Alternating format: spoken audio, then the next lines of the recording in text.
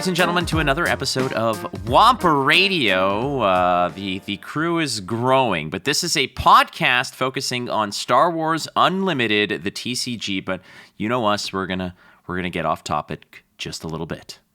Yes, of course. But before we do intend at least to dig into the headline strategies, the discussion points that you want to hear about from the world of Star Wars card gaming. Yeah, and for today's episode, we're going to look at what happened at GenCon. I'm going to recap my own personal experiences there as well. We're also kind of going to talk about how Star Wars Unlimited is going to be positioned kind of coming out of that weekend, because the launch is next year, and you may have noticed, but there's a bunch of other card games launching as well. But before we get into the headlines, and honestly, before we get off topic, we should probably cover the Wampa Cave Poll of the Week. All right, so the cave poll of the week this time. I mean, there's GenCon. There's all kinds of cool stuff going on. Card games aplenty. As I think was it you, DoA? You mentioned we're like in a new golden age. I've said that a couple times lately, yeah, on social media and stuff. And I believe it too. As someone who lived through the last golden age of TCGs, which I consider to be like the late 90s to early 2000s, like this is the new one where we've got tons of games coming out. Many of them are good games. There's a ton of organized play support. A lot of stores around to play at. So yeah, it's I'm having more fun with card games right now than I have in like the last 15 years.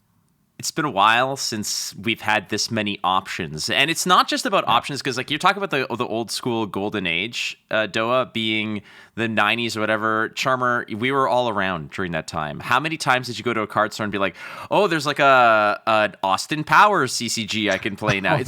Like it was whatever. It was akin to, like, you know, when McDonald's, whatever movie was out, would have toys relating to that movie. There was the same kind of association. What was that? Just before we get into the poll, what was the weirdest CCG from like that other era that you've ever witnessed?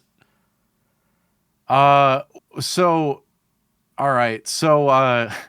I'm a Christian man, and my parents wanted. I played Magic the Gathering. You know what I'm going to talk about. I know what you're going to talk about too. Yeah, I know too. I played Magic the Gathering and Star Wars back then, the old Decipher game, and but my parents were like, "Hey, we found this Christian card game for you. Here you go." And it was called Resurrection, or why am I blanking on the name of it right now? But it was meant to be sort of a Christian alternative competitor to Magic and all that kind of stuff. Yeah, Redemption. Redemption. That's what it was. Yeah. I knew it started with an R. And the art was pretty good for the game, actually. Overall, it ranged from comically bad to mostly pretty good. I thought it was mostly pretty good. The game was like very mediocre to kind of subpar, but that's just how big the card game craze was, that you even had like that segment of society making a card game to try to compete and all that. So my parents bought us a bunch of that, and that was surprising. And the thing is, I was looking this up recently because I've been collecting sealed stuff from old TCGs, so I had to get some of that. Obviously, I had to get some Redemption, and they are still making the game. They still release expansions to this day, which makes Redemption, I believe, the longest running card game still going outside of Magic the Gathering. Dude, because it predates Pokemon even. It's incredible. Yeah. They talk about the big three. Yeah. It's frankly, the Trinity should include Redemption at this rate. Yeah. Well, yeah, I it's agree. the Holy Ghost of the the Holy big three. Trinity of a ghost in that not many people know it's there. Do you know who is huge into Redemption, by the way? Who?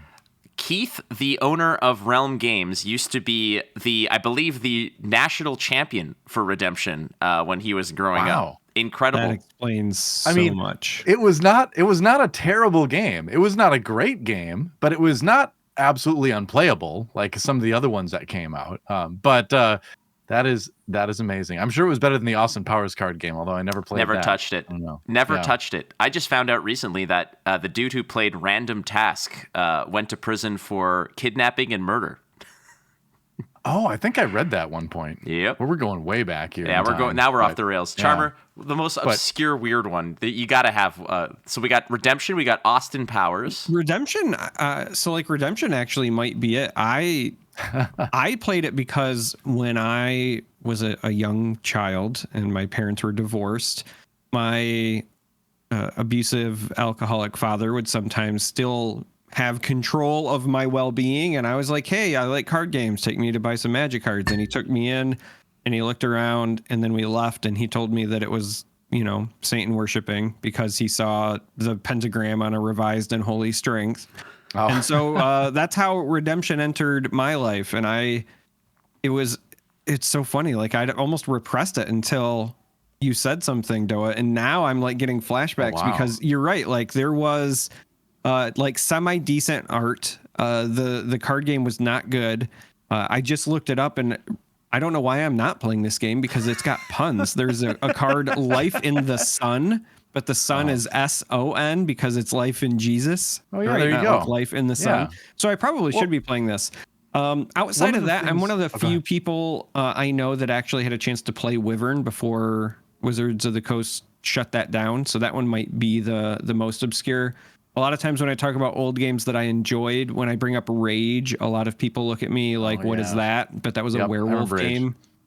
I just really liked the art and I liked werewolves when I was that age. Like it was, I think I was like 12 or 13. It was the perfect timing for me to get really into that. I still stand by the Alien versus Predator was a lot of fun mechanically because everything was asymmetrical as far as wind conditions go, and they did a good job there. I played the Harry Potter game that a lot of people forget was even a thing. It was just really bad Magic, the Gathering. So like instead of islands and swamps and whatever, you had books, and then you had your different characters specialized in different teachings from Hogwarts, right? So Hermione was a potions person and so on and so forth. The first alchemist. First alchemist, sure. So yeah, I mean, as far as like the most obscure one that I have probably played, it's Wyvern, just because that one had a very short lifespan. If you don't know what I'm talking about, this was like the other game that was coming out at the same time as Magic the Gathering, and they got bought out. There's actually more to the story, but it has been shared with me in confidence. So I will just say that they got bought out. Yeah, I have a sealed box of Wyvern boosters actually. Wow. Yeah, that was one of the pieces I picked up for my collection. Yeah, that's like a piece of history. Yeah, we pretty interesting mechanics too in that game. We should have like just an episode one day where we just dig into our treasure troves of collections and such, because I know that between all of us, we probably have just random odds and ends here and there, whether it's sealed or not. But the most important element here is the Star Wars aspect of old card games. So let's give you the results here for the cave poll, and I want to get your what you voted for and your thoughts on it. The cave poll was, what is your favorite legacy Star Wars card game, as in a defunct, now no longer being printed Star Wars card game? Again, because of the limitations of the CEO of whatever company it's called right now, we can only put 4 options up there. Star Wars CCG by Decipher, Young Jedi, also by Decipher, Fantasy Flight Games' Star Wars Destiny, as well as Wizards of the Coast gave a shot at Star Wars TCG. The winner by leaps and bounds, which I have absolutely no... Again, somebody commented that the results of this poll are merely indicative of the fact that not enough people have played Star Wars CCG by Decipher, but 54.2% say Star Wars Destiny, 32.2% say Star Wars CCG by Decipher, 13.6% on Star Wars TCG by WotC, and a big fat solid 0 freaking percent by the bastard stepchild of all Star Wars card games, apparently, Young Jedi. And I'm going to go first with you, DoA, because I voted for Star Wars CCG. I don't think there was any secret to that. Where did you lean on this poll? I mean, first of all, I think it's hilarious that Young Jedi has no votes. 0. Because, of course, anyone who would vote for a Decipher Star Wars card game over the other options would always go CCG. You would never go Young Jedi. It was like, it was like the kids' version of the CCG, kind of. It was just kind of a worse version of the better game, But I picked Star Wars CCG, obviously. Like, I competed in that way back when. I still play the game. I absolutely love it. I never played Destiny because during the years that was big, I lived in Korea and there wasn't really access to any of those cards, and there wasn't really a scene for it over there. And so that one I completely missed. So it was just kind of a default to Star Wars CCG. And then obviously I have lots of anger towards the Wizards Star Wars CCG, or really we should say the Hasbro one, honestly, because that's who bought the rights away and ended the beautiful, wonderful Cadillac of CCGs, the Decipher Star Wars CCG. So easy one for me. Yeah. Charmer, please. I just want to also mention that in the comments there were multiple requests for like the living card game. So frankly, to be fair, Young Jedi is not 4th; it's 5th. That is probably fair. I will say that might have also just been a wording error on our part, because in my mind, this was a poll of specifically like the collectible / trading card game options, which is why I think Young Jedi is included over the living card game, because even I enjoyed the LCG over Young Jedi. LCGs don't feel the same as like true collectible card games to me, right? So it would have felt weird including it on the poll. I voted for Decipher. I have a feeling that us three are the reason that Decipher even has representation. But I fell in love with the Decipher game hard when I was playing it, and it's such a good experience, and so it's hard for me not to vote for that. I only played a little bit of Destiny. Like I played it, but I wasn't competitive and wasn't like chasing cards. It was just more like a casual experience. And so I didn't dislike Destiny by any stretch, but I don't have nearly the same like fond memories that I do of Decipher. Decipher was not just a great game, but I have so many good memories of like the people in my life during that time where we would spend hours, late into the evening playing just absurd games where, you've got locations stretching across 2 tables that you had to push together. Yep. And there's no other game that really gives me that kind of same experience. There's no other game that's captured the essence of the fantasy of the universe of the game like that game has.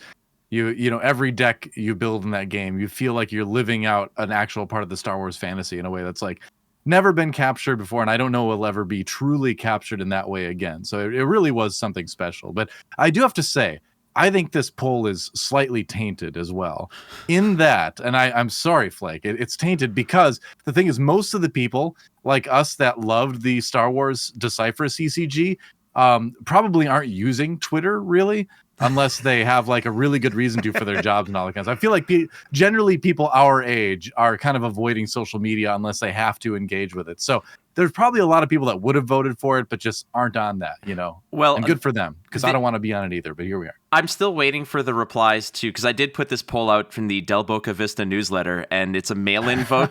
So people of our age, yes. That'll work. Yeah, because I would suspect that once those mail-in ballots do get in from the depths of Florida retirement homes, that these Star Wars CCG numbers will get nice and propped up. But Destiny is like, stop the count. Oh, wait. Don't count the mail-in ones. I think I hear my fax machine going off. I think another vote's coming in. Yeah, if you voted by Ask Jeeves, if you voted by 56K modem, we know who you voted for, and you don't even have to tell us. But yeah, talking about the actual spirit of the game and moving forward with capturing the essence of what Star Wars is, there's a slew of new cards that came up, but we're not going to get there yet. We want to hit the headlines of first. You were there, Charmer. You were at GenCon in the trenches. Tell us a little bit about, very briefly, what the vibe was, what we got out of GenCon for Star Wars U. Okay, this is going to be difficult because you said the words very briefly, so I will try to do this as fast as I can so that we can talk about it. The main topic of the discussion is going to be a little bit of a GenCon, so just hit us with some of the bullet points. As far as layout goes, they had a setup that was in the primary exhibit hall, as well as a very large area carved out in the event hall as well. The event hall is where folks who had filled out the stuff ahead of time to get your time slot for a demo, they were doing it there, and then they were also accepting walk-up demos in the exhibit hall. Every time I walked past either area, they were essentially packed, and despite that, my son still played 27 games of Star Wars over the weekend because he fell in love with it. So he's 10 years old. It was his first Gen Con. He tried a bunch of different games, and no game captured him like Star Wars. And this was not my doing. I told him, we can do whatever you want. It's your first Gen Con. And he was like, I just want to go back and play Star Wars. So right out of the gate, I think it was very well received. It wasn't just my son. I saw several people that were, going through the line twice over the course of the weekend. Another bit is I ran into some old friends. So there's a gentleman by the name of Jason who was a competitive player for the Elder Scrolls Legends, and then he later joined the dev team for that card game. He currently works as a game studio. He was actually at Gen Con to pitch a series of games with his partner to different studios to see if he can get them published. And when I ran into him, we caught up for a bit, and I said, hey, have you tried Star Wars Unlimited? He said, no. I said, I think you'll really like it because, it gives me a lot of those old Tessel vibes. And he on Twitter said, I tried it based on your recommendation, and he said it was the best first impression he's had for a card game in an incredibly long time. Wow. His description was everything that I was hoping that it would be, but it was just refreshing that somebody like him that has that kind of history with card games, that it clicked for him the same way that it clicked for me. So that was really refreshing to hear as well. The other things that I want to try to cover kind of quick is that the folks from Fantasy Flight Games there had a big presence in terms of personnel. It wasn't just they had a couple of people show up. They had, multiple members of the SWU dev team. Are we going to call this SWU for short? No, we're not. SWU. All right. I mean, it's Star Wars U sounds like a university though, too. I'd go there. Yeah. I'd go it's there. Tough, So, like I said, multiple people from the dev team for SWU. You're welcome, Flake. Just go. Were there. How does now? And Forever. they were answering questions left and right. They were playing the game. They were having a great time. And then even outside of that, the studio head was there and their product lead guy was there. And I had a wonderful interview with Josh Massey, who is their head of organized play. And everybody was just really excited. And it was infectious. That's the best way I know how to describe it. It wasn't hey, this is a job thing. This was... It had that feeling of this was their baby and they were finally getting the chance to show it to the world, and they were kind of giddy with that excitement of we finally get to get the feedback and get it in people's hands. And it went incredibly well. I learned a lot from my interview with Josh, and I also got to see in person some of the GameGenic products as well that I know that we're going to talk about in a bit, but I will just say that they are every bit as impressive in person as they look like in any of the photos or videos that people have seen. So that was great. It was very positive on all fronts. My experience was positive, but it was also great seeing my son and people I respect and complete strangers all kind of fall in love with it. And it was also very refreshing to actually talk to the folks at FFG and have it feel like they are equally as excited about this game. Beauty. Cool. Like you mentioned, though, there's other things that were released there, like the GameGenics partnership, of which we found out about last week, but we finally got a nice look at them. And DoA, your first impressions here of the GameGenics product reveal. I really like how they use the sort of mini snap style case to hold your leader. That's neat. Does a little mini snap kind of thing come with it, or does it just hold your standard? It comes with it. Comes with I would imagine it probably and does. the one Okay. that it comes with has this sliding edge thing, so that when it goes in, it's very fitted. It's not going to rattle around too. The quality was very good, but it comes with it.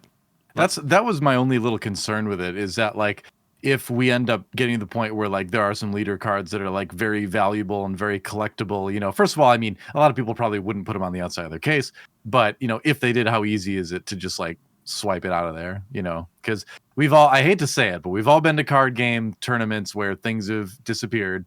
And so as physical card game players, it's something we always have to be kind of aware of. But you said it's in there pretty snug though.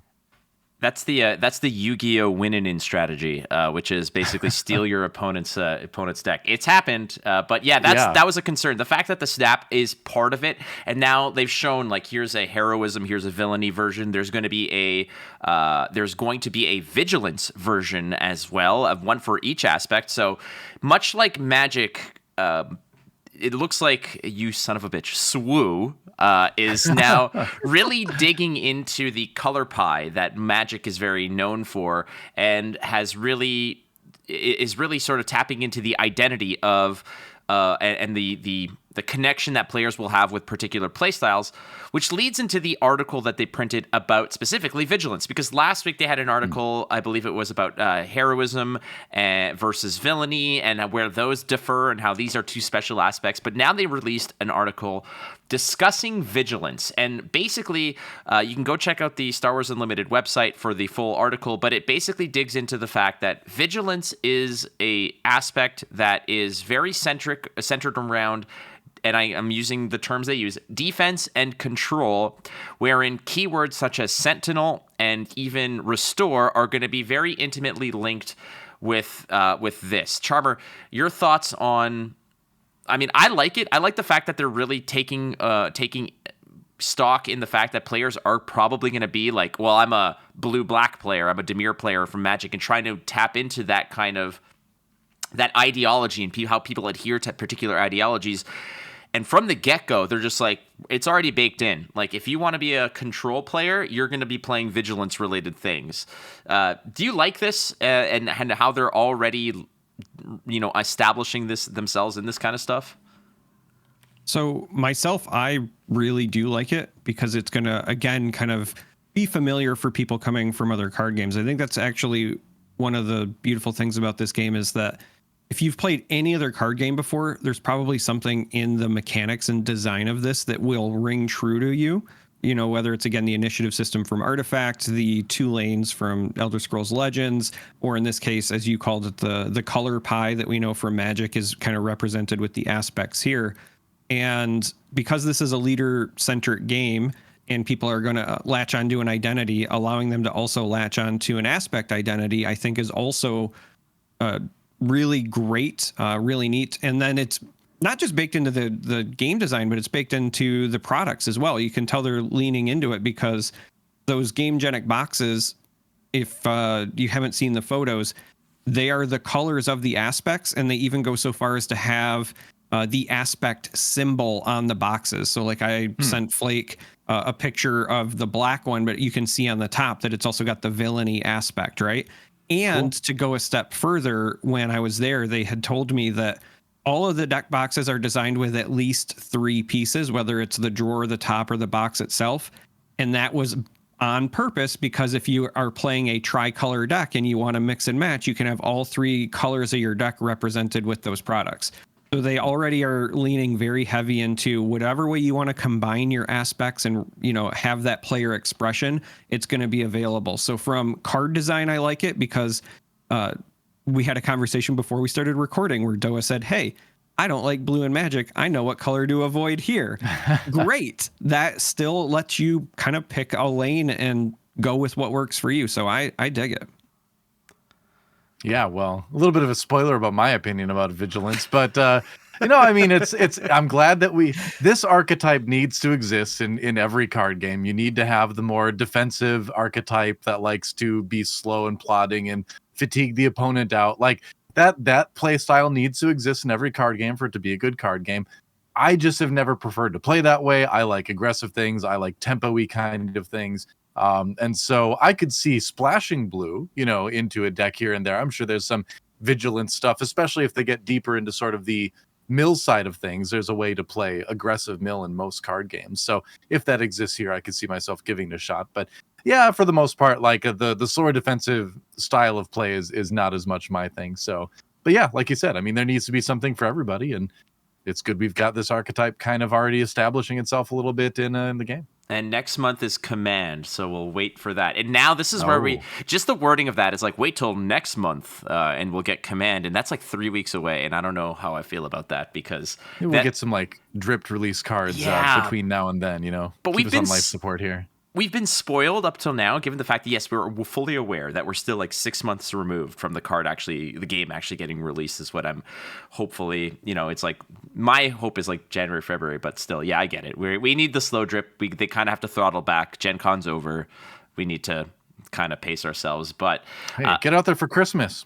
Christmas presents. Please. Yes, exactly. Yes. Do it now. And Merry Christmas for me. Damn right. And you know what? You know what about this, DoA, is the fact that we all like to do our Christmas shopping in August. So just release it tomorrow. Well, yeah, that makes sense. Yeah. I'm not going to argue with anybody about wanting it now, like yesterday, but I do also just want to say, let's put on our speculation hats. Bear with me, right? Mm-hmm. We just got Vigilance. We know next month we get Command. So let's call that September. So what if we then get October is Aggression, November is Cunning. We got a primer on Heroism and Villainy together, but I don't think that really explains those factions individually. Mm-hmm. So let's say Heroism for December, because it's hero time. Villainy for... You still got Redemption January. on the brain. Yeah. Well, Villainy for January, and then release February 2024. Sure. That's my speculation, because they've said 2024, but all signs I think point to early 2024. So I'm going to hope and pray that they're going to wait for the holidays to kind of die down, and then early February that'll be the release. I did not get this info. If you're listening to this, this was not something that was told to me at GenCon or anything. This is not inside info. This is purely speculation, but this is what I'm going to go with. I think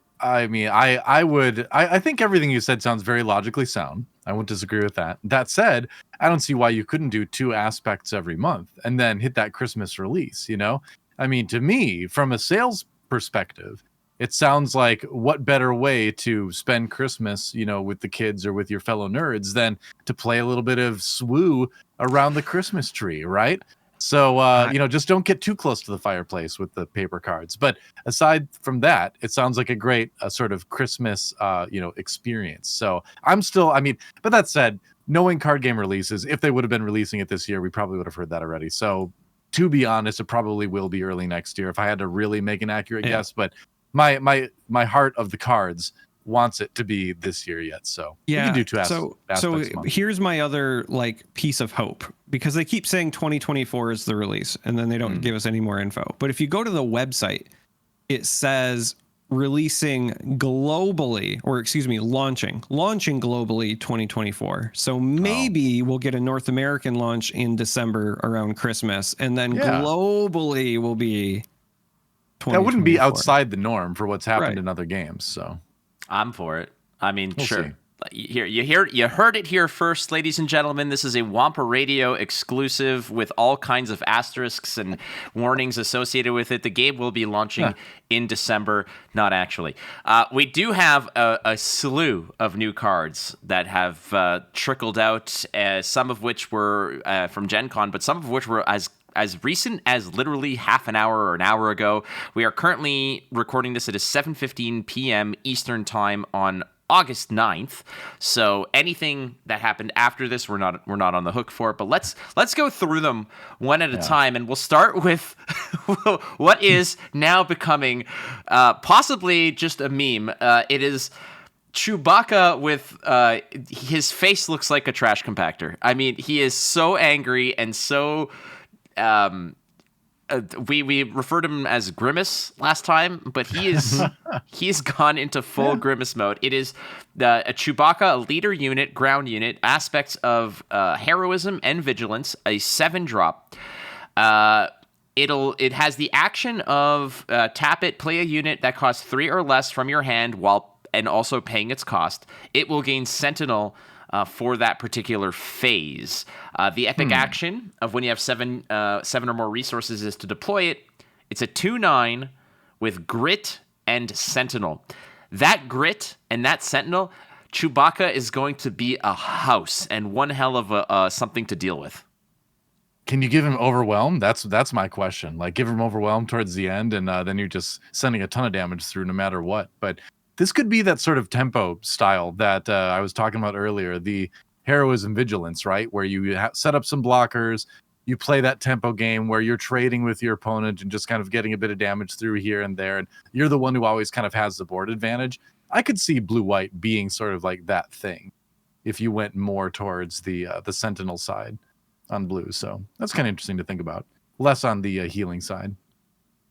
The other bit that jumps out to me about this particular card is that if we get any sort of combo decks that are relying on certain units to stay in play, this gives you a pretty cheap and cost-effective way to continue to play weenies that serve as speed bumps to protect your combo pieces, because this is a board-centric game where the attacker chooses targets. So if you put something down and you're trying to set up a combo and you don't have any way to protect it, they're just going to attack whatever that unit is, right? They'll pull it off the board. So just being able to say, hey, this card that, it's meant for my early curve, but I drew it late in the game where it's not as effective, but now I can use my leader to use this as a protector for some sort of key piece. Like, that's a big deal. There's a lot of high health stuff in blue as well. So like Chewbacca having grit could be sort of an indication that if we have other ways to give things grit, that would be a great addition to this deck too, where you have a bunch of sentinels, but then also if you don't one-shot them, then they're going to start getting stronger, and that's a threat that might come back at you. So yeah, the more I look at it, Heroism Vigilance might be a kind of a fun combo to play around. It's good. I like it, and it's also very thematic in the sense that the more you poke Chewie, the more he gets angry, right?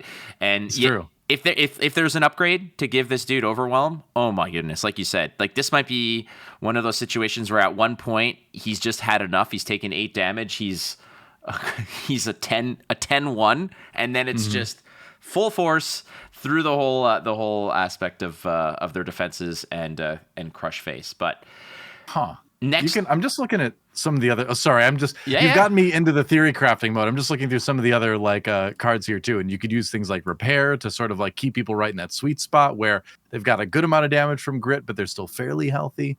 Obviously, Vanquish can get rid of some things. So yeah, a lot of there's the other card, so we can use this as a good segue. Yeah, that was revealed, which is the 2/1B Surgical Droid. So this is a 1-cost ground unit that's in Vigilance. It's got a 1/3 stat line, but on attack, you may heal 2 damage from another unit. And so if you get to the point where you can deploy your Chewbacca, right, your leader, it's got a 9 health and Sentinel. So if you're also then using these tiny droids to continue healing him, you are just going to wall off the ground. Like, that is a massive unit. It's going to be tough to get through, especially since there's a lot of these like support units. Because like a 1-drop 1/3 is already a little bit difficult to get off the board, and against like aggression decks that want to drop cheap high attack characters like the Stormtroopers or something, do they really want to trade into a surgical droid, or do they want to go face? Like that's a thought process as well. Do we have recursion in this game too, accessible by white, blue, or perhaps whatever third aspect you could include with a deck like this? And you can have kind of a little army of recurring droids just behind Chewie, just poking him with needles and keeping him angry but also alive, coming down the corridor at you. That sounds kind of scary, doesn't it? He does look like he has the rage of Barry Bonds, I will say that. You don't see the surgical droid behind him in that picture. You see Han, but not the droid. Yeah. It's actually Jose Canseco just filling him with steroids. Oh, no. I was just about to say it's the 2/1B steroid droid. That's right. Stim packs, we like to call them in the StarCraft world. Right, stims. Yeah, I got to give your Space Marine stims. There you go. Lots of vigilance that was revealed, including this next unit. There's Charmer, some space units. Yeah, so on the space side of things, we got a patrol craft. So the system patrol craft is a 4-cost vigilance in the space realm. It's a vehicle and fighter with a 3/4 stat line and has the Sentinel keyword, which might not seem like that big of a deal, but based on my play testing, now granted it was just starter decks, but based on my play testing at GenCon, Sentinel in space I think is going to end up being a bit harder to come by, and I think that's why this has a weird stat line, because paying 4 for a 3/4 doesn't really feel that good, but I think Sentinel might be coming in a premium. The other reason this card jumps out to me is that 4 health survives a TIE Interceptor. And that is also, I think, going to be a really big litmus test once we start getting into the constructed side of things. Fair point. Yeah. And I believe you can heal across battlegrounds too, right? So, for instance, the droid could heal the starship. From watching through the playtest stuff, I believe they said you could do that because it just says a unit. Yeah. So, yeah, unless it says another ground unit, then you can go across. That's why the droid is good, but it's also why like Vader is so impressive and Luke is so impressive because they do damage and shield just a unit. So. And so we assume the ship flies very low, then the droid just like pokes it as it goes by, kind of. Just again, now we're going back to the fact of like we're talking about this thematic and the weird stuff that you can do in Star Wars CCG, and like Charmer, you're mentioning about training a Jawa to become a Jedi Knight. I put a Jawa through a trench run to bring down like now we're doing these low altitude flybys so they can get these steroid. Yeah, makes injections. sense. Yeah. Well, Vader had a pretty sweet ride, DoA, and I think that's our next one.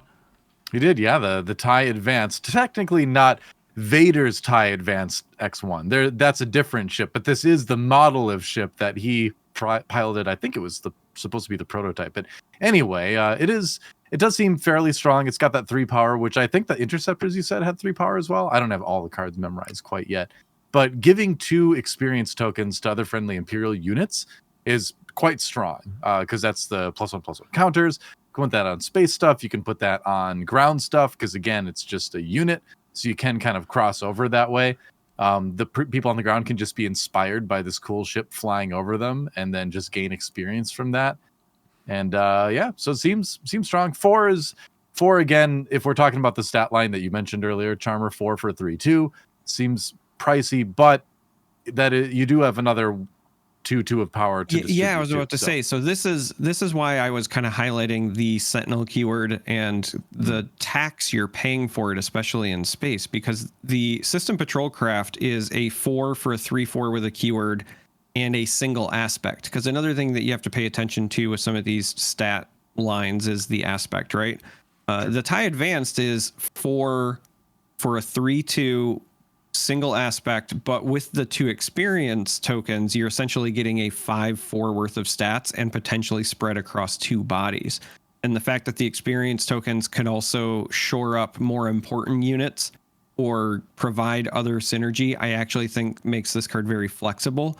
So when you look at how good TIE Advanced potentially is on paper and you compare it to the System Patrol Craft, then you realize how much of a tax you're paying for that Sentinel keyword in space.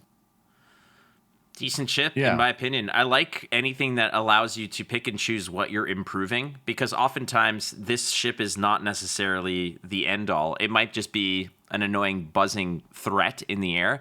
But if you can just go ahead and support something on the ground or support another more important unit with the Imperial tag, I think that it's great. It's at uncommon, so obviously they value it as a pretty important piece. And I can see it's like anything else in like when you're doing Hearthstone Limited or whatever. When you can pick up a unit that improves your other units, it's an element that your opponent cannot necessarily take account for from their mind. Like it's not a what you see is what you get, because they might have a plan on how to deal with one particular unit.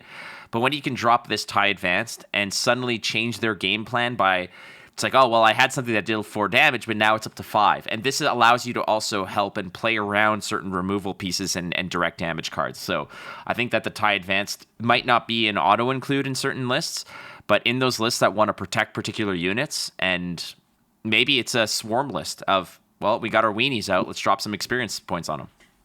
One other bit that I want to emphasize is because this is a split arena game, right? We have the space and the ground.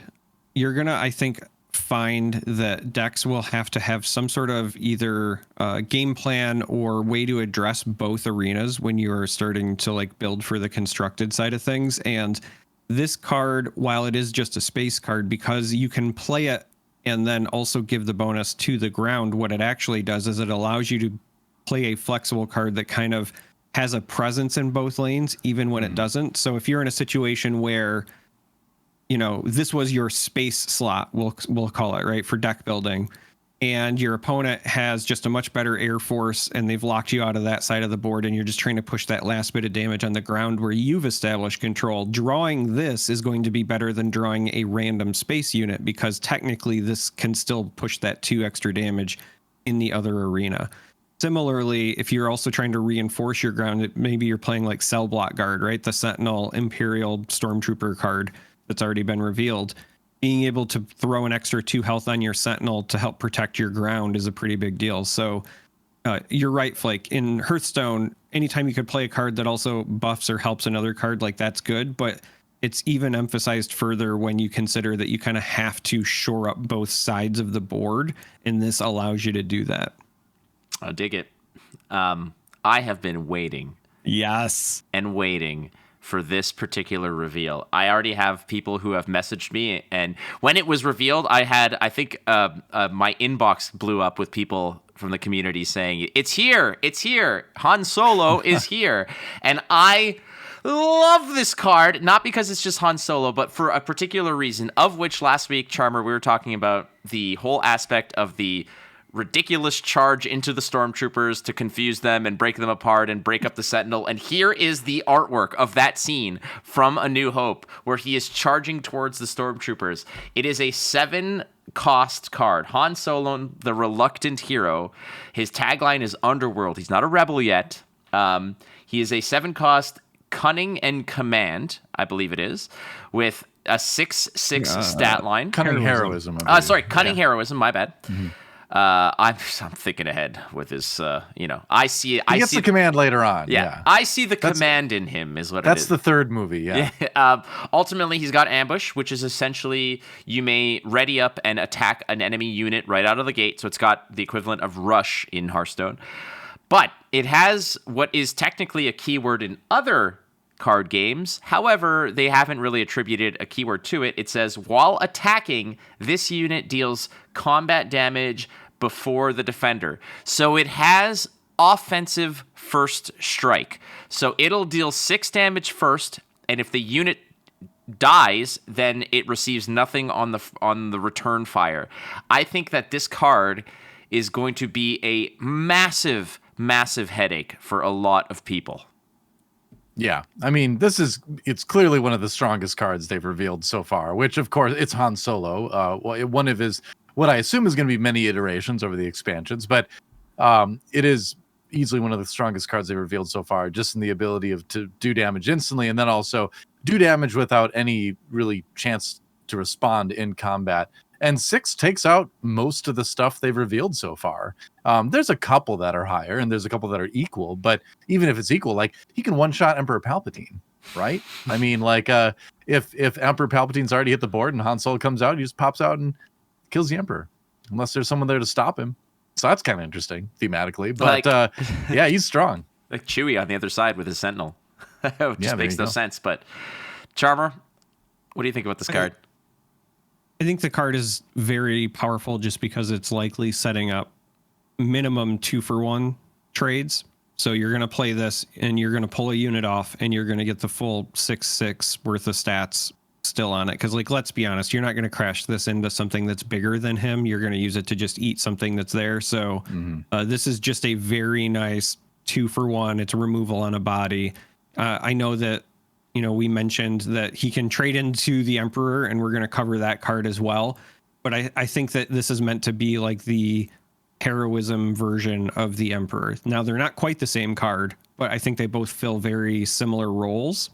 I will say the only thing that really jumped out at me about this keyword was that he doesn't have a ton of tags. It's just Underworld. Right? He's not a rebel or anything like that. He is just a member of the Underworld. And it makes sense at this point in time because he's just kind of like, the scrappy smuggler. But that also could be a factor later on as we have more things that interact with each other. Well, I'm glad they're starting like this. I'm glad we're not getting like full on, fully developed Han Solo, general of the Republic and all that kind of stuff of the rebellion. I'm glad we're seeing the iterations. There's a couple characters that have different versions because you have your leader one and then you have your unit one, but I'm glad that they're carrying that over from previous card games in the Star Wars universe, that you do have multiple iterations of the characters, because that's so accurate, right? Because characters change so much throughout the Star Wars story, and so that's good that that's again being reflected in this game. Well, we're going to eventually see a Han Solo who is an Imperial, right? From the movie Solo, who was in the Battle of Mimban and everything like that. I mean, it's possible. That movie. It wasn't so bad. It wasn't as bad as I thought. Okay, and the actor that I can't remember his name right now, but the actor that played Han Solo, I thought did a pretty good job. But my thing, if I can digress for a second here, my thing is that did we need a young Han Solo movie? I would argue we already had one. It was called A New Hope. Yeah, it's true. So, You're and not I know it actually didn't make as much money as I think they were hoping, but that reflects we don't need that. We just didn't need that movie. But anyway, you touched a sore spot for me. It gave us young Lando though, and we do need that. I need a lot more young Lando because we didn't get him in A New Hope the way we got Han. I mean, everyone in that movie acted their character very well. I have to say, I thought the movie was like, I've watched it I think 3 times now. I think that it's definitely not my favorite by any means. I don't think it's one of the best. I think that it does what it wants, what it was sought out to do, which was tell us a story about it. The one thing I didn't like was that you take Han Solo, who in this card is not a rebel. He's a mercenary. He's in it for the money and, you know, the pretty girl that he might rescue and smuggler. Yeah. He's a smuggler, exactly. But he says it. I'm in this for the money. That has always been about that, right? He is still the smuggler. He is still the scoundrel. And what I don't like about what that Solo movie did, because now you open the box, DoA, so was the fact that talk about this. Disney kind of turned what was meant to be a character who was a pirate, who was a scoundrel, who did things. You know, he was a villain, essentially. He was not. He should have been a bad guy in the movie, honestly. If they're going to be accurate to the character, he should have been like an unlikable scumbag. Correct. But what happened? No, he was, you know, an objector to the war who got thrown in there, who then had his heart broken by the damsel in distress who was actually pulling the strings the whole time. And then he looked like the chump who then went on. It shouldn't have been about that. What happened to the ruthless murderer who just smoked Greedo, you know? Well, revisionist history of Star Wars characters has been a long tradition in Star Wars with adding the Han shot first thing. Of course he did, but that got changed. But the dangerous thing with that, if I can digress even further, is that one of the beautiful things about Star Wars is seeing how people can grow from go from a worse place to a better place as a person. Han Solo was shooting people under the table in A New Hope, and then we got to see his career trajectory, his personal trajectory into a much more noble person. So by changing that stuff and making him always a hero, you've taken away that character development and taken away a very important human story. But I'm getting too much into my other podcasts that I do about TV and film, so I'll stop. Can you please plug it, because it's an excellent podcast?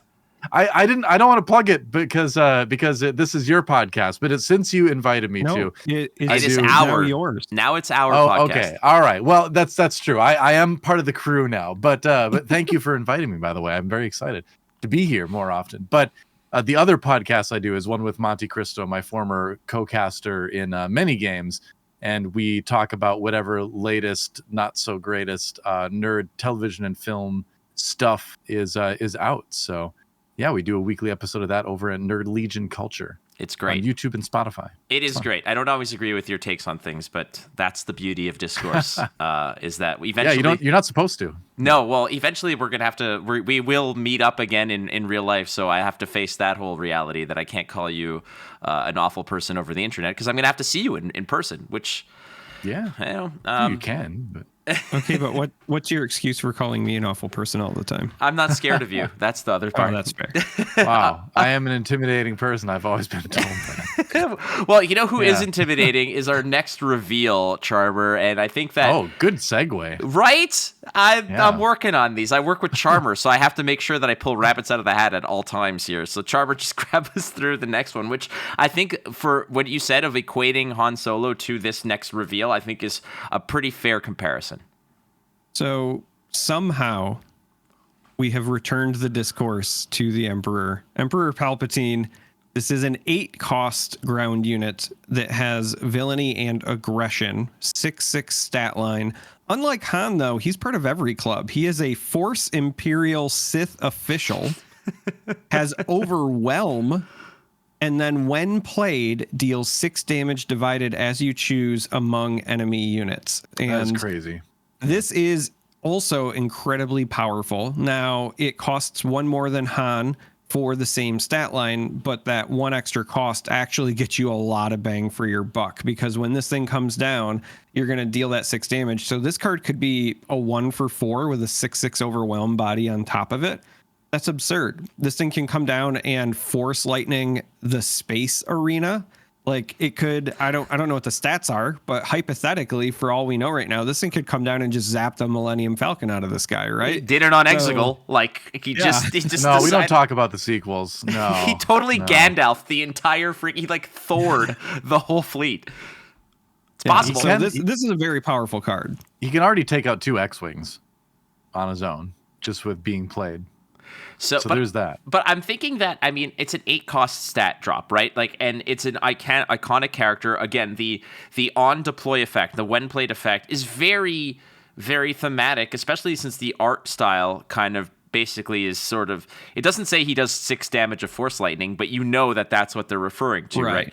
So what I like about this is that he needs to either focus all his attention on a strong-willed, like heroic character like Han Solo, or a whole bunch of small weenies and with like low totals and just kind of raise the board in that regard. I think that in terms of versatility, this card is very, very good from the top end. Not to mention, you're not like, if with the overwhelm aspect, if you're punching through some of the smaller units on the board, they're giving you change back, right? Like you're getting change off of these. So the 6 damage divided as you choose, I think is really effective for just cleaning up the odds and ends and tying up loose ends. But again, 8 cost this has to come down and it needs to make an actual impact, because a 6/6 body is very easily answered.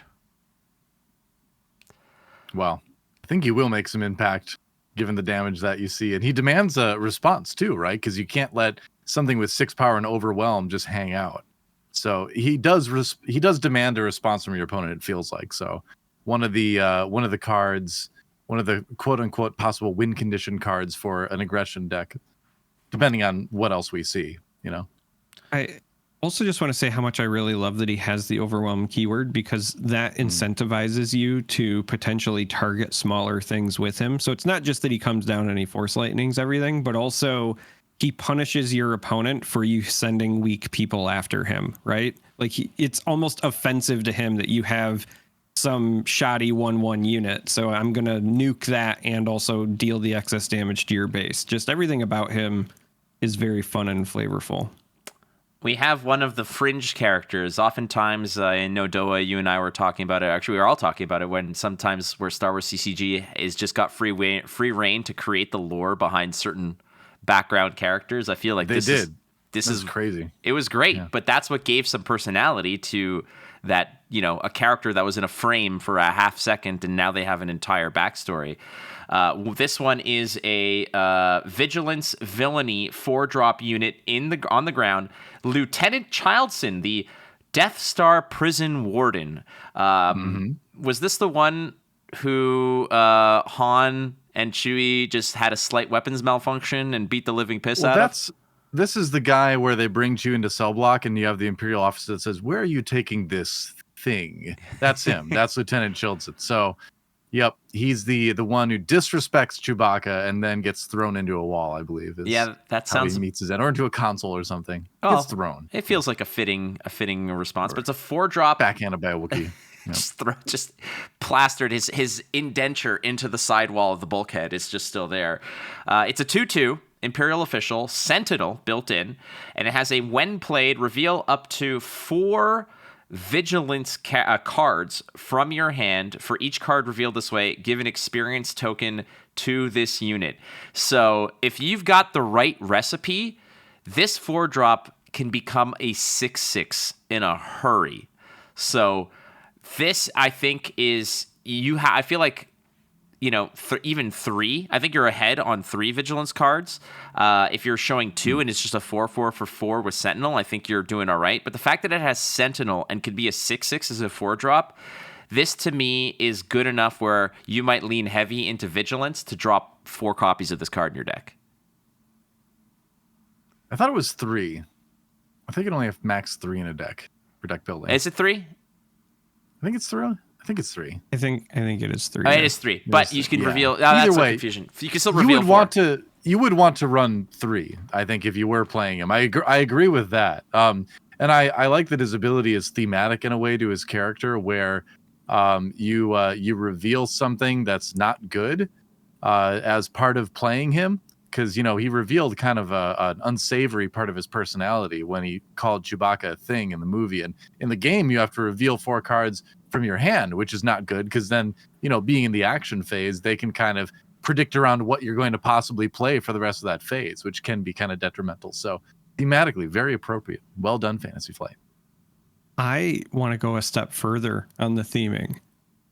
Oh yeah, he is a prison warden with Sentinel, right? So he is clearly guarding people. It's just in this case, it's supposed to be the prisoners. So you've got that part in. But the when played to me is by himself, he's just like this weakling.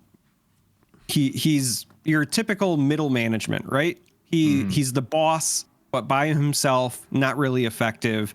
But the more people that you reveal, aka the more potential guards that he has on standby watching this prison, the more emboldened he becomes.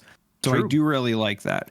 I also really like that on paper, this card does look really powerful, but the more you kind of think through the thought process, it's very hard to pull off the +4 because you start with 6 cards in hand, you resource 2. So you're only going to have those 4 cards. And so chances are by the time you're playing him, if you want to get the full effect, you probably had to skip playing something for a turn or 2. And that's your payoff then. You get this cost-effective big unit because you took a turn or 2 off.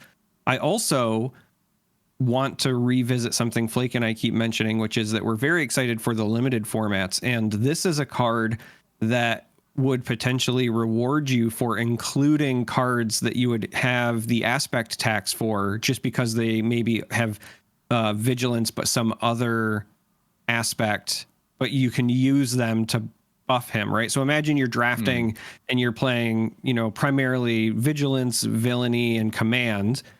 And so you've got Childson in your deck.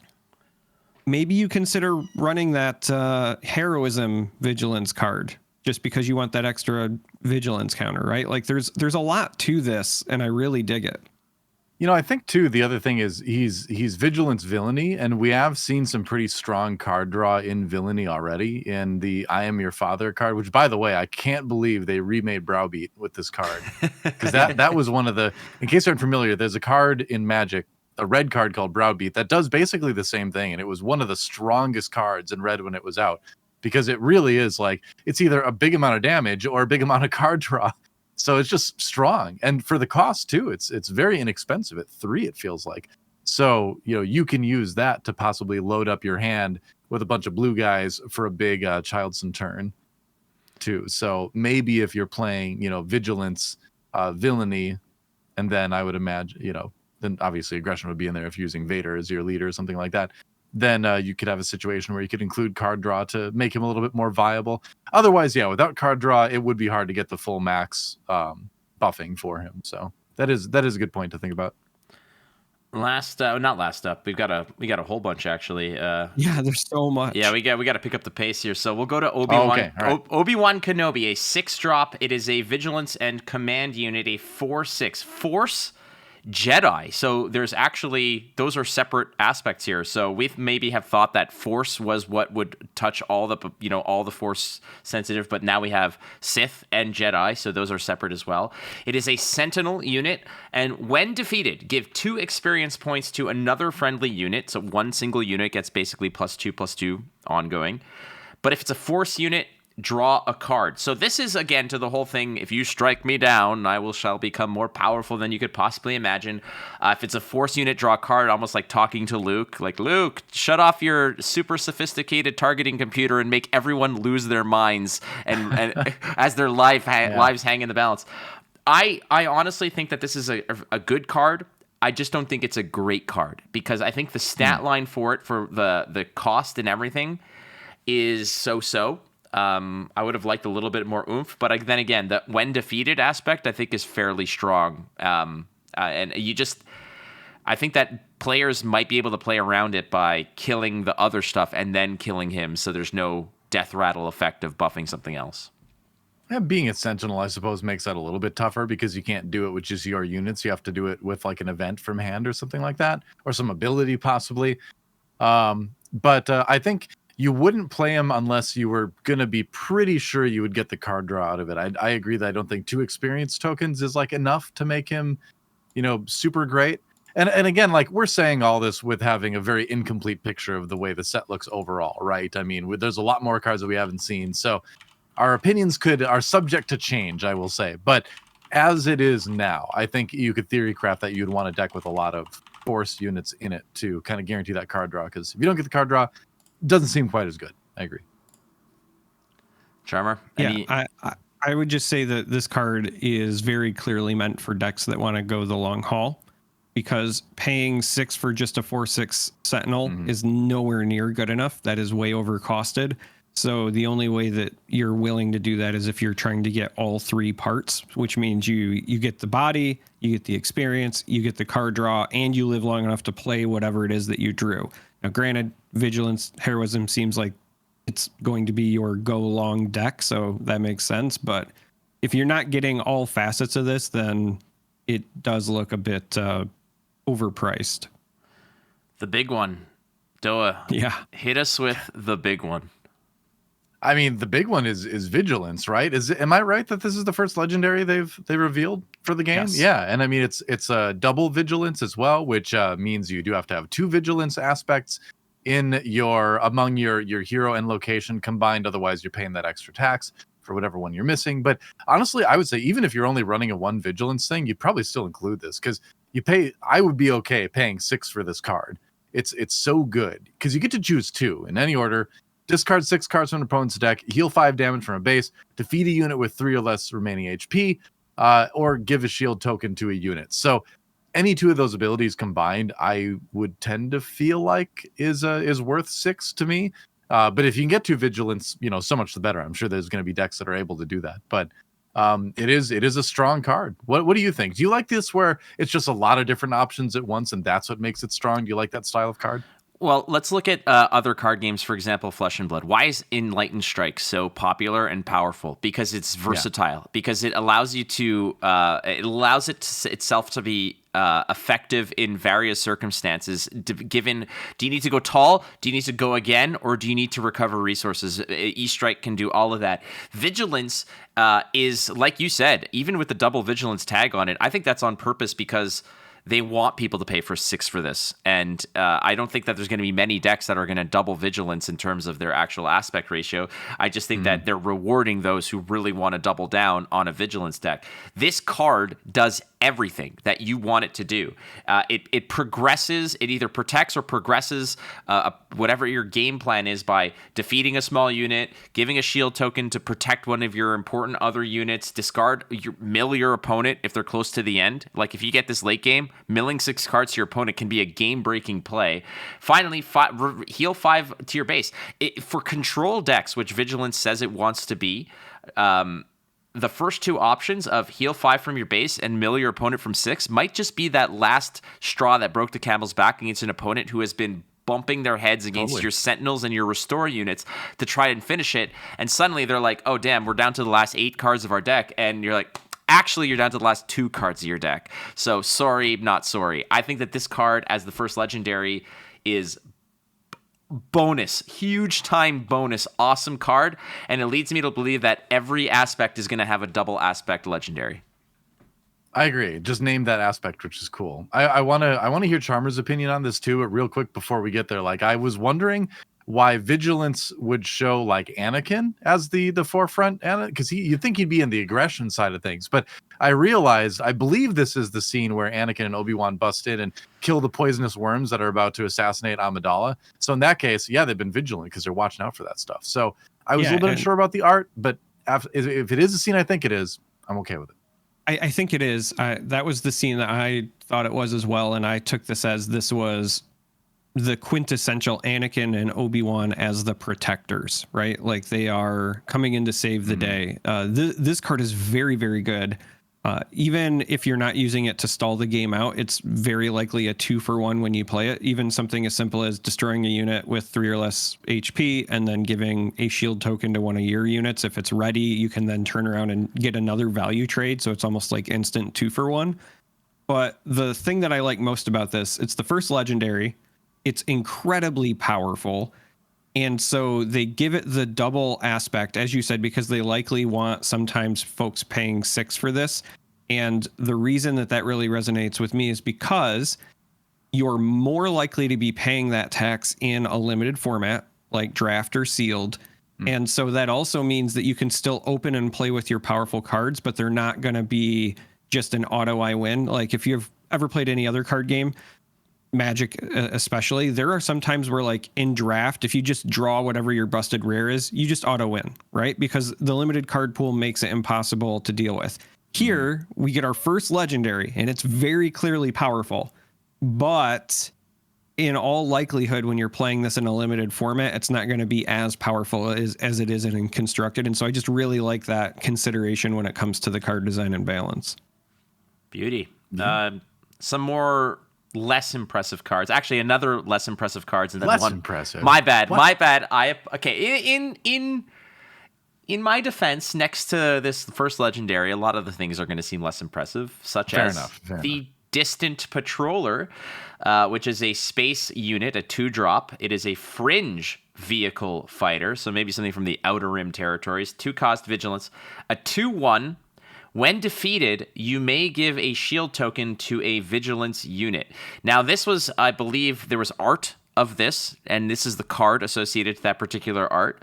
But it's a small little unit that, again, on defeat, really helps out your deck building if you're really focused on vigilance, which this whole week has been the theme, it seems. Yeah, it's cool. I mean, shield tokens are pretty strong. They absorb pretty much any amount of damage if it comes in as a single chunk. So, yeah, being able to give that to either one of your space units or especially one of your sentinel space units, perhaps, to protect yourself up in the air is strong. Otherwise, just picking something on the ground is good too. It's only costs 2. Pretty cheap. Yeah, seems like just a solid common. Or is it uncommon? Uncommon. It's solid uncommon. Yeah. I think the biggest issue with this is that you're going to see the kind of risk and reward. It's not the sort of card you want to play turn 1, because if your opponent has an answer right away and there's no other unit for the shield, then you're going to have a bad time. If you can actually get the value out of this, then you're cooking, right? It's a very cheap shield generator on a body, but it could be a dead card in certain situations. Just watch when Palpatine comes down and smokes 6 of these in one go, and nobody gets shield. That's the beauty.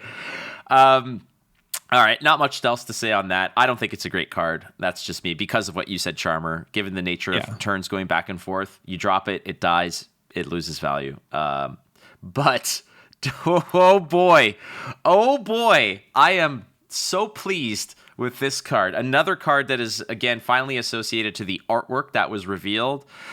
DoA, the big boys are out to play, baby. What do we got here? Yeah, we got Relentless, a control villainy Star Destroyer, which is neat. I mean, everybody loves Star Destroyers. Who doesn't, I can't wait to see what they do with like the Executor and stuff like that. Pretty sure Jakku doesn't like Star Destroyers. Yeah, I mean, sure. But well, I mean, I would argue that Rey really does like Star Destroyers because she was able to make a living salvaging parts from the one that crashed in her backyard. Yeah, so it depends on your perspective. Or as Obi-Wan would say, it depends on a certain point of view, right? Yes, from a certain point of view. But anyway, we got this 8/8, so pretty big. Biggest starship we've seen so far, I believe.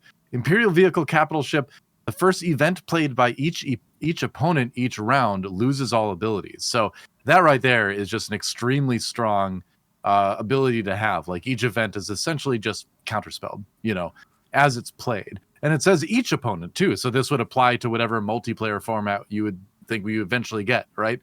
So yeah, seems strong. It costs 9. So it does cost a ton. This is a late game, try to close things out, lock down the board kind of thing. It is a control card, so that is appropriate. That's one of its aspects. But yeah, pretty neat. I love the art on it too. And yeah, again, like Star Wars starships are just the coolest thing. I don't know. It was great. this might be our first template for what like the AT-ATs are going to look like, especially the unique ones. Blizzard one, Tempest one, etc. All those big deals. But I had mentioned this privately with you guys. I said, I'm so glad that they're printing unique Star Destroyers and giving them these wicked cool abilities. My suspicion is that you're going to have like 7-drop Star Destroyers that are like 7/8s that might have like a shield or something on them that have nothing else. But the fact that they are giving them personality now, you know, and like Star Wars CCG had tons of them. Like the Chimera was a very popular one. The Executor, obviously, Avenger, etc. There were so many that were printed that did unique things. And if you put the right pilot on them, they were even better. And that's what I'm very, very excited to see, wherein Charmer, you and I were talking about like just custom cards as upgrades. Maybe we're going to have pilots that are upgrades. I hope so. Yeah.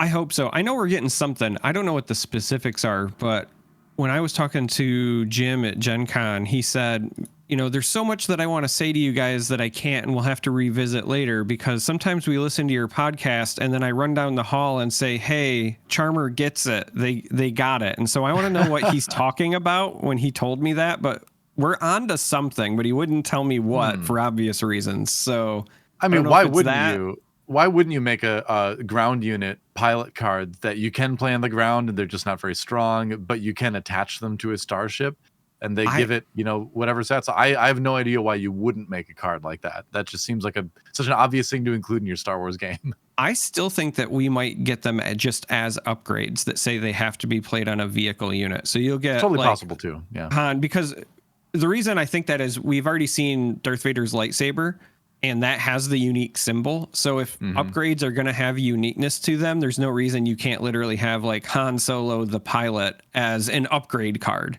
And he's just upgrading whatever ship he's piloting. Yeah. Or you could have less unique ones, turbo laser batteries, ion cannons, things like that you could just attach. Yeah. TIE pilot. Yep. That essentially wraps up the leaks and the spoilers that we've received. Well, again, no leaks. No leaks. You're right. All above board here. Yeah. We're not greasy like that, because we like this game and we play by the rules here on Wampa Radio. But again, it's August 9th. These are all the cards that are officially released up until this point this evening. Let's talk real quick before we get to the mailbag. GenCon just went down, and like we said, there was so much else going on at that event. A lot of the headlines were mostly buzzing about the sheer magnitude, the seismic impact of Lorcana that was there. And, you know, however it went down is none of our business on this show, but what we want to talk about necessarily is where Star Wars U fits in with this new wave. And Charmer, you were there. DoA and I can only kind of discuss based off of, it's all like hearsay and just, you know, all rumor and such. And from the pictures and the response, I know a lot of people listening were there. But for you that was there, was Star Wars Unlimited getting, you know, what kind of attention was it getting? Because all of the eyes were obviously on Lorcana. A lot of the spotlight was being attracted towards that side. But was Star Wars U getting, you know, like just Counter sort of notification nearly gave me a heart attack there. Right. Wow, sorry. So that's fine. It happens to all of us. Close that. Here's the best way I know how to answer this question. And this is not a biased answer. This is just like my objective observations. I think that Star Wars Unlimited had the best turnout from a gameplay perspective, because a lot of the hype that I was witnessing over Lorcana was about the investor side of the game. Everybody thinks it's going to be the new thing where they can make a bunch of money. There was a lot of buying and selling at the convention. Like the Mickey Mouse promos, vendors were buying them for like $700 day one. That dropped over the course of the weekend when they realized how plentiful they were. But you had people that were like camping by where the line was, but not to get in the line. They were just trying to buy the product from people as they were exiting so that they could turn around and then rescalp it. And you had people that waited in line all 3 days, and it had nothing to do with the gameplay. Now, I'm not saying that there weren't people who showed up and didn't have a good time. My son demoed the game. He liked it. But when given the choice, my son came back to Star Wars for a reason. And that was what I kept seeing, was that when you walked around to the actual like gameplay areas, the Star Wars Unlimited demo location was packed. So I think that there's a legitimate excitement about the game as far as how it plays. And whether or not there's a collector side to it, who knows? Obviously, the Disney adults are going to ramp things up. I also think, if I'm being entirely honest, the combination of it being a Disney product with the fact that those D23 promos were selling for like $5,000 prior to GenCon, people thought, okay, this might be my chance to earn $5,000 with whatever. And so I think a lot of people went into that weekend thinking like, how can I make money off of Lorcana instead of how can I enjoy Lorcana? That was not the case with this, because it's not being released yet. You couldn't buy product. It was strictly a, hey, can I enjoy the game and what can I have to look forward to? So there's excitement about the gameplay, excitement about the products. I know we talked about the deck boxes. I took some pictures.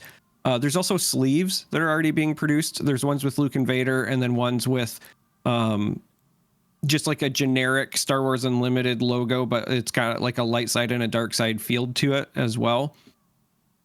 The other thing that I really wanted to highlight, and I actually took a picture, as dorky as this sounds, of the sleeve of one of the shirts that the FFG guys was wearing, because they had a thing. At first, when I saw it, I thought it was a C3PO reference, but they actually have this thing that's C3OP, and it is their mantra for organized play. And it is how they plan on building the foundation of this game and the user experience. And it resonated with me so much that I was like, hey, can I take a picture of that? Because I want to talk about it when I get back. The C3OP is their 3 C's of organized play. It's connect, collect, compete. So connect is emphasis on the casual play. Collect is emphasis on the people who want to chase cool stuff. And compete is for us competitive guys. They have this trifecta that they know they need to focus on, and they care about it so much that they printed it and put it on their shirts, right? Like, that resonated with me big time, and I was very, very excited for that. And the fact that, you know, when this game launches, there's going to be sleeves and deck boxes and tokens, like the Game-Genic tokens. I took a picture of that as well. There's like, you buy them together, but there's 55 pieces, all for helping to play the game right out of the gate. Everything they were doing is with intention. And when I talked to the team, they kept saying, like, there's so much we want to tell you, but we have these things set up with specific beats in mind, because they know how they want the game to go and they know what their vision is for it being successful. And they don't want to do too much too early or not do enough. Right. So they have a very distinct plan. But the fact that, again, they sat down and they thought about it and said, this is important enough for us to like create a plan, adhere to it, follow it, again, was very reassuring to me as well. And then the last bit, this one was new info. So I do want to make sure I cover it at some point on the broadcast. When we were kind of talking about the C3OP thing, and then when I had an opportunity to directly interview Josh Massey, the organized playhead, he was mentioning the graphic that he had released and that we've already referenced, right? There's the casual side with the pre-releases, weekly play, and store showdown. Then there's the other side where it's got planetary qualifier, sector qualifier, and regional. You and I, Flake, in a previous episode had speculated what those different parts were. He didn't give me all of the details, but he gave me a nugget and he said I was okay to share it. So the planetary qualifier is like the lowest level of the organized competitive circuit. And those are going to be meant to be played at your store level. So they are like your store championships, if you will. But what he also told me is that when you're looking at that graphic, you'll notice that it's thin and wide where it sits. And that's an actual visual representation of the width is player like accessibility, and the height is how much weight they plan on it having for their tournament points for how you qualify for that galactic championship. So as you look, then you'll see sector qualifier is a little bit thinner, but a little bit taller. And then the regional is going to be like your big events that have more weight. So they've already got at least these 3 things in mind for how they want to kind of scale up or down their competitive environment as well. So again, those 3 C's, they got the connect, which is that casual thing. Collect is obviously the nature of trading card games, and that's why we have promos. Speaking of promos, the GenCon ones are pretty. It's gonna be a little bit blurry on my camera, but I got these awesome Luke Invader promos. You'll notice these ones though, they got some signatures. So while I was there, again, a lot of the team from FFG was there, including Danny Schaefer, the lead dev on Star Wars Unlimited, Jeremy Zwern, who was the lead dev on Destiny and also works on this game, Jim Cartwright, who is on their product team but also helped with the mechanical design, and then Aaron Holtum. So I had all 4 of those devs that were there sign these so that we can give them away. Oh, to me? Very cool. No, to the viewers, the people we care about. I see how it is. Subtle. Yeah. Just DoA, I throw that out there. I sent him there. I say I sent him there like I have that kind of command. I was going to say, go to GenCon. I sent him on a mission. All I said was, I'm like, see what you can do about pulling strings about getting me a set of those those promos, and then here he is saying that yes, I have the set. They are signed by the appropriate people, and we will send them away as Wow. Well, I know. It's Such benevolence. Imagine the philanthropy is incredible, Charmer. Good for you. Yeah. But that is what we do. We want to give some stuff away. We've given away packs of old CCGs. We've given away all kinds of stuff. And what do we get in return? We get DoA. That's pretty sweet. Actually, the karma comes back pretty hard here. But I'm quite the catch, I've been told.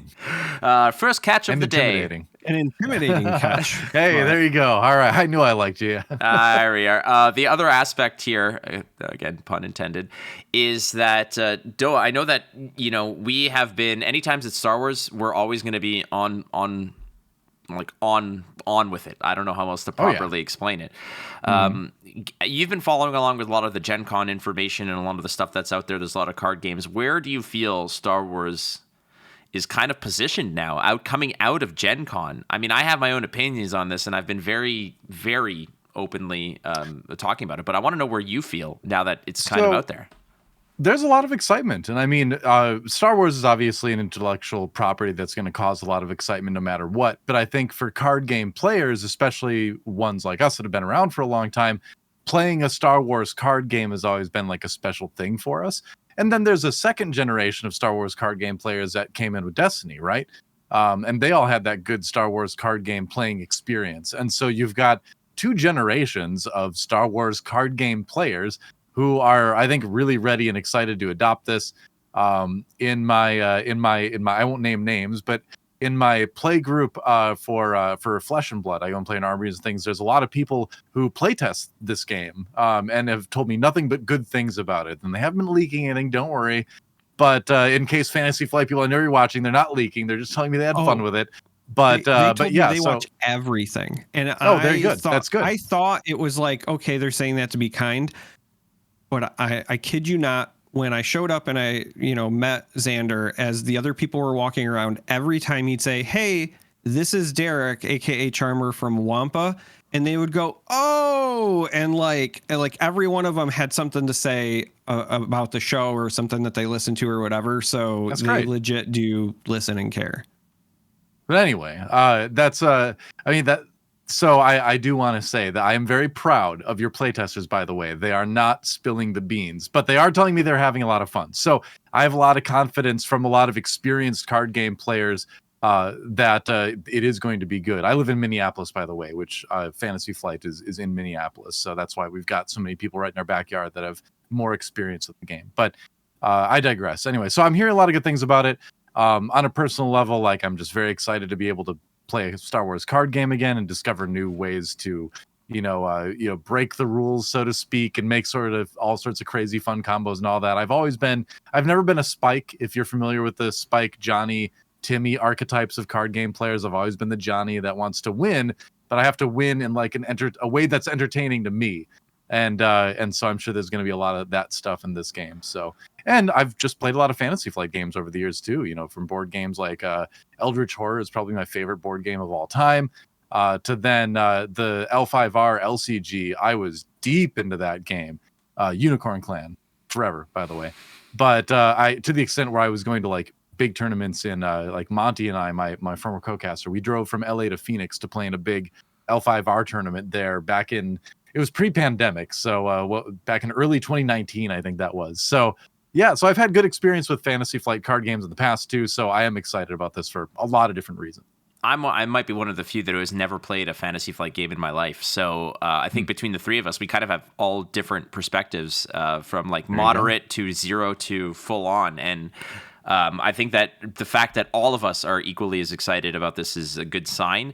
And I know that this is a Star Wars Unlimited podcast, but I think that one thing that we can all kind of attest to is that we do have the integrity of, if we don't like something, we would happily say it. And I had past tense a Lorcana podcast. When I began to just not like it and I felt like this wasn't for me, I stopped it. And this is, I think I've been very vocal to you specifically, privately and publicly, Charm3r, that this has been one of my favorite projects I've ever worked on, because it has been the perfect marriage of two of my biggest passions, which is card gaming and Star Wars. Like, this is exactly what I want. And I want to tell a very, very brief story to sort of give you an idea of how I feel about this and the kind of relief. My favorite band of all time is Incubus. I've seen them about 8 or 9. That's a good choice. Yes, about 7 times across 5 different cities. I've seen them. I had an opportunity to meet them. And when I went to go meet them, when I was waiting to go meet the band, my buddy said, "What if they're jerks?" And I said, "Don't tell me that, because that is gonna absolutely ruin this for me." I went, and they were the most compassionate, caring, kind people. They're like, "Hi, my name is Brandon. What's your name?" I'm like, "Bitch, I know who you are." Like, but I didn't say that. But it's like, I was very, they were incredibly kind. We had a genuine conversation when this was in Toronto. They're like, "What's some cool stuff to do here in Toronto, in the city, whatever." And when it was time for us to leave, because they had the show to do, Brandon Boyd, the lead singer, came up to me, like, grabbed me by the shoulder and said, "Hey man, it was really cool to meet you," like, and gave me a hug. And I was like, that is so awesome. It was just really awesome. And that was one of my biggest fears about this, was because a lot of people mentioned that Fantasy Flight games did have some spots, like some blotches on their reputation when it came to sustaining particular card games. And I hope that is now put to bed, because from what you said, Charm3r, of, hey, we've put in more into this than we have in anything else. And the fact that DoA, you saying that the playtesters are having a blast playtesting this from all the cards that have been leaked, I feel like the game has enough going on of interesting interactions that are also digging into the flavor and the thematic aspect of Star Wars. I think that this is a winner. I truly, truly believe that this game is a winner. Now, is it going to challenge the big 3? I don't think so, because I don't think anything's going to ever challenge the big 3. But I think it's not even Redemption. They're still making it. You're right. You're not wrong there. I think it is eternal. It's, again, thematic. Let's get on with that. And I wouldn't be so sure, if I may disagree with you for a moment. I wouldn't be so sure, because and we have a lot to see yet with this game. So of course, take this all with a grain of salt. But if anything's going to challenge the big games out there, it's going to be a Star Wars game. It's not going to be this like collector mad Beanie Baby card game with a mouse. It's gonna be Star Wars. It's gonna be something solid. Any last thoughts before we get to the mailbag, my friends? Anything that you guys want to sort of toss out there before we dig in? Because you know us, man, we can go on.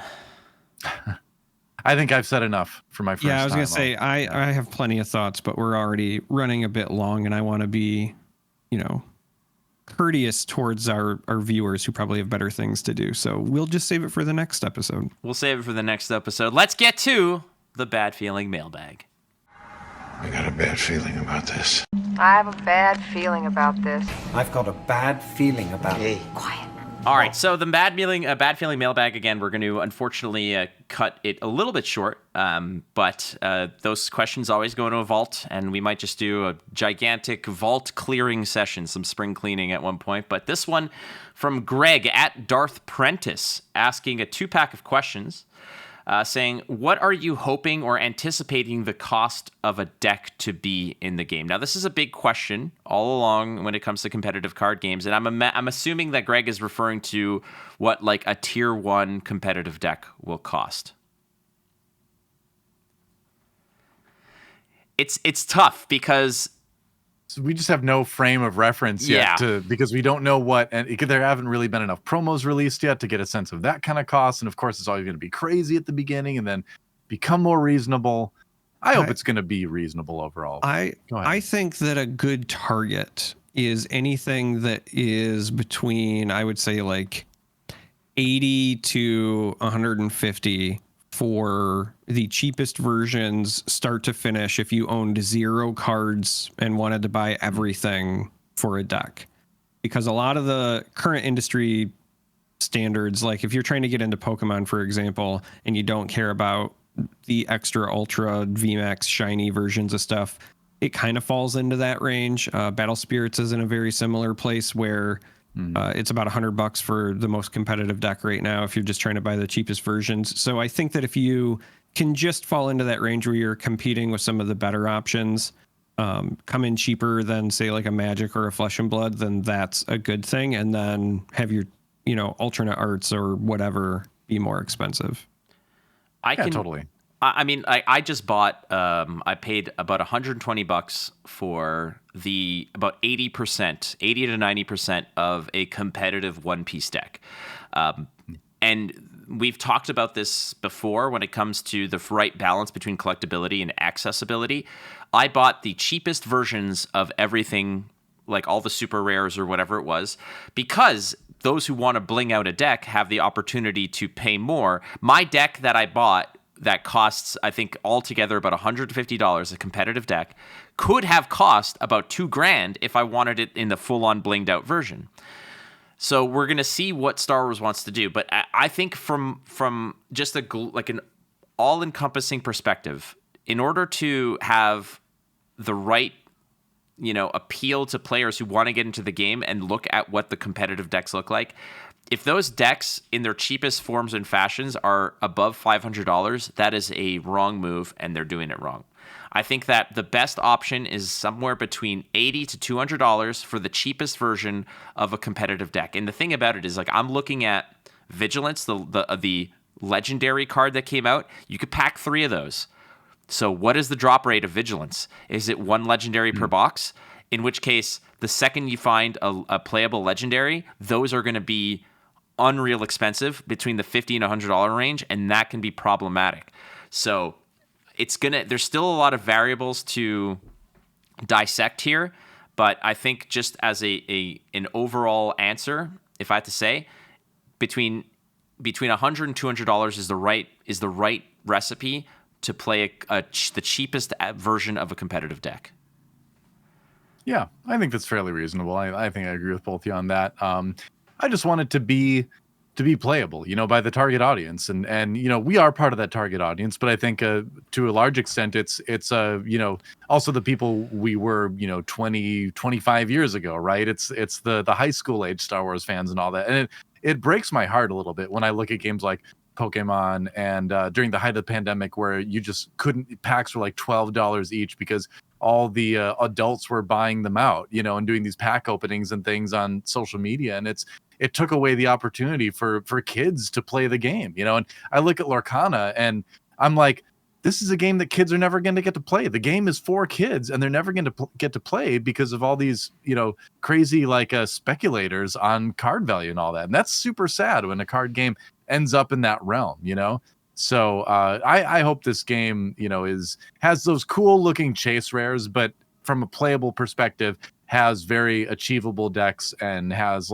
boxes and packs that are not, prohibitively expensive for young people to play. Because we all got into card games when we were in junior high school. I want kids today of that age and younger to be able to get into card games the same way we did. I want them to have that fun that I had. So that's my main reason for wanting it to be as cheap as it can be, frankly. I don't really care about the collecting value of it. I just want to learn the game and be good at it and have that strategic challenge. Chase rares are cool or whatever, but I just want it to be accessible by the people that are going to pilot these decks the best, So if we have it available to the largest socioeconomic block, then we are going to get the best games at the best tournament because we're going to have all the best players. So from a competitive standpoint, that's what I want. I want the best players.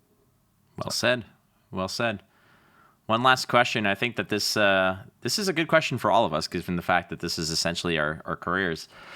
Greg asking, are there any features that stand out as good or challenging for casting the game? And I don't think there's any secret that the three of us would love to cast this game on their professional level.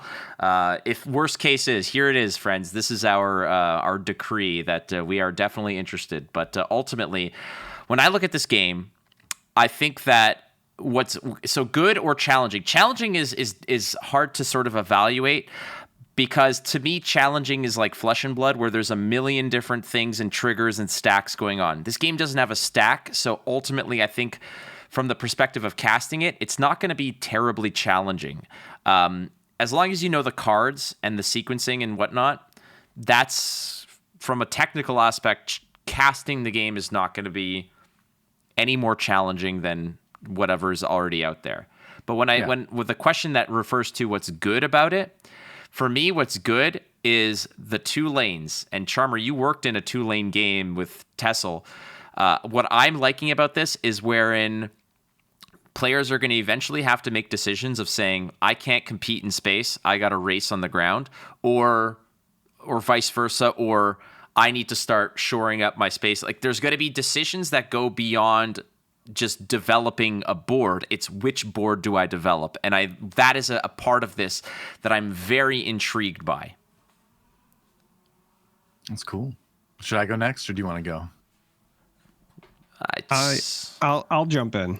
So I'm glad that Flake covered it, because I do think that what he's talking about is actually something that is good for the game, and that is the lack of a stack. I love a complex game, let alone a complex card game, as much as the next person. But when you're talking about a coverage of such a thing, it's just a better viewer experience when they can tune in at literally any time and understand what's going on. Like, if you tune into Flesh and Blood in the middle of a Kano combo, then you're gonna have to go back and do some napkin math and whatever, right? This game will likely never have that, but I think that that's just really good for the viewer experience.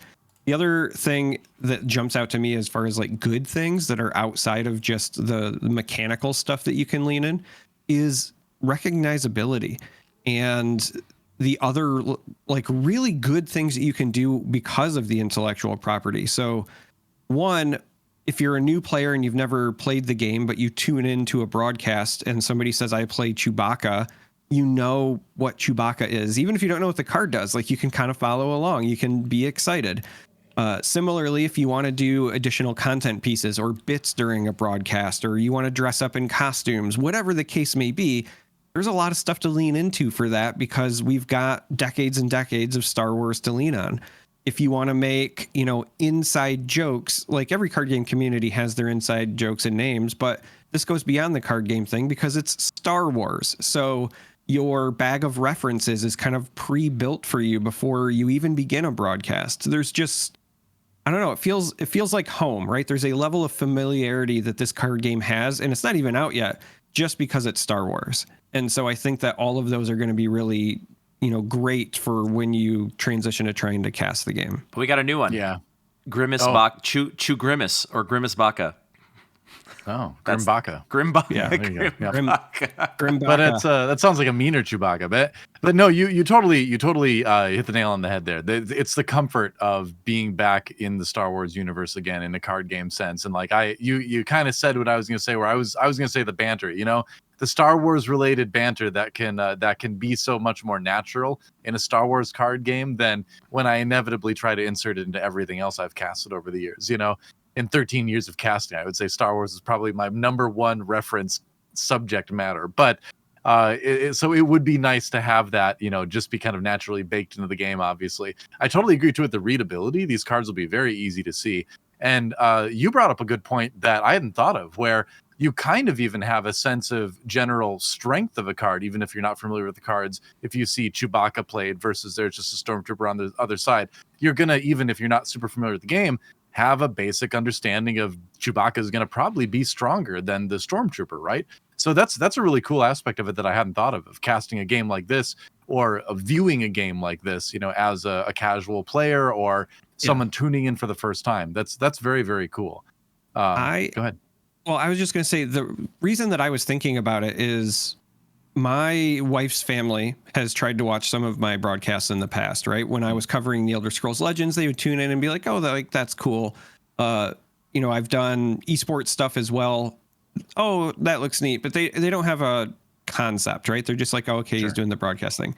But I feel like even without knowing anything about how the actual card game plays, if some of my wife's family watched me covering this game, they would have a better understanding because they just know Star Wars, right? Like, they might not know exactly what happened, but if I get really excited because somebody played the Emperor and then they see somebody's like side of the board disappear, they know that something important happened. Emperor's an important person. That's clearly a big wiping play. You know what I mean? So I just think that level of kind of communication across the subject matter is going to be really, really neat.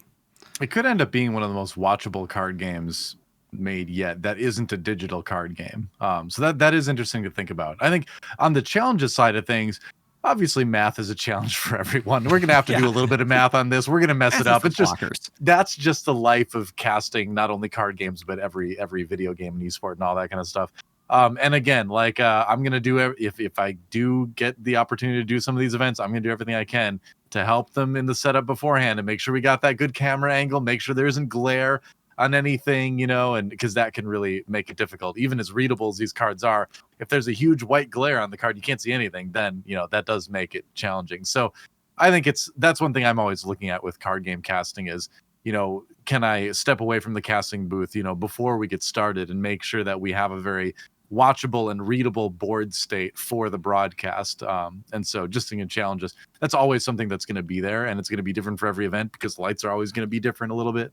But something to keep an eye on, but definitely something overcomeable too. So I like what you said there, DoA, which was you and I got to cast Worlds, and there was one for Flesh and Blood, yes, and there was one game. It was in limited where an opponent, it was an Icelander playing against Dromai. Dromai is basically a hero that summons dragons, and one of the dragons are like tokens. They're just little one dragons, and the Icelander player played a card called Singe, which deals a lot of little pieces of arcane damage, and meant basically it just destroyed like 3 or 4 different of these little ash wings.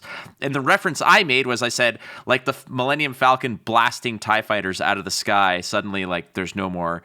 And I don't know what I'm going to lean on.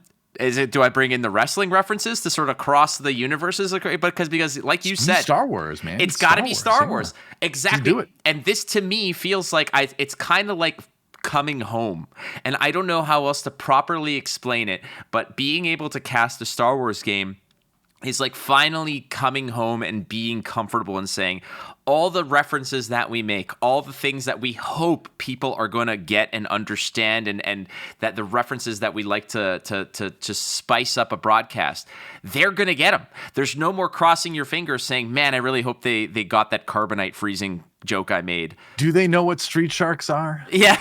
That's what I always wonder when I make references on a broadcast. Yeah. Oh yeah, exactly. You just out of your back pocket a Biker Mice from Mars reference just to see who's paying attention.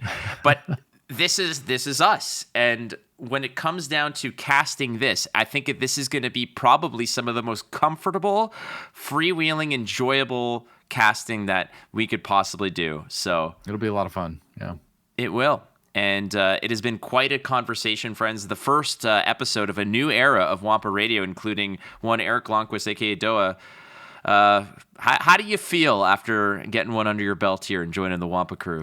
It's fun. Like I've done a lot of podcasts for a bunch of different games over the years, and it's always fun because you just get to sit and chat with the people that like the game as much as you do, and this game isn't even out yet. So it's a lot of speculation, but we have a lot of good reasons to be excited. So I am just hoping that we get to continue doing this for a long time as the game delivers on what we hope it will. So yeah, just excited to do a game podcast. These are always great. And you guys are great. So thanks for inviting me. It's been fun. It has been fun. Charmer, are you ready on the button there, buddy? All right. Well, friends, thank you again for joining us for another episode of Wampa Radio. The best way you can support us, obviously, besides following us on Twitter at Wampa Radio, you can follow DoA at GGDOA on Twitter, myself at WatchFlake, and Charmer at that Charm3r. If you want to ask us a question on Discord or there, it's the best option. And please, if you can, take a moment to just give us a 5-star review on whatever platform that you are listening to us. And in the wisest words of our most terrible droid humanoid possible, Charmer, fire away. May the Force be with you.